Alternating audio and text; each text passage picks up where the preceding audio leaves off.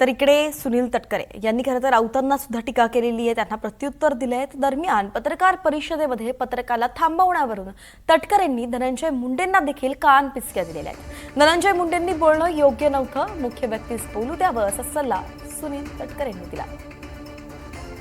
पत्रकार परिषदेमध्ये अनेक वेळेला वेगवेगळे पालकमंत्री पत्रकार परिषद घेत असताना जिल्हा नियोजन मंडळाच्या बैठकीच्या नंतर त्या जिल्ह्यातील प्रमुख आमदार बाजूला बसतात, हे काही चुकीचं नाही, पण पत्रकार परिषद ही शेवटी त्या प्रमुख व्यक्तीची असते। आता गेल्या आठवड्यात माझ्या जिल्ह्यामध्ये चंद्रशेखर बावनकुळे साहेबांची पत्रकार परिषद आली, मी त्यांच्या बाजूला होतो, त्यामुळे मी कधी मध्ये बोललो नाही। आता कुठल्या कॉन्टेक्स्टमध्ये कशामुळे धनंजय मुंडे बोलले हे मी समजून घेईन।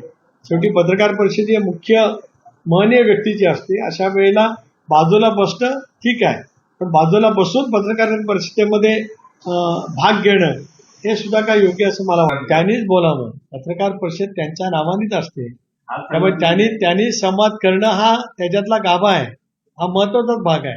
अशा वेळेला इतरांनी बोलणं अपेक्षित नाही, किंवा काही वेळेला पत्रकार सुद्धा इतरांना विचारतात। माझ्या पत्रकार परिषदेमध्ये अनेक वेळा झालं की पत्रकार बाजूला बसलेला विचारता आलं, मी सांगतो नाही माझी पत्रकार परिषद आहे, मला विचारावं।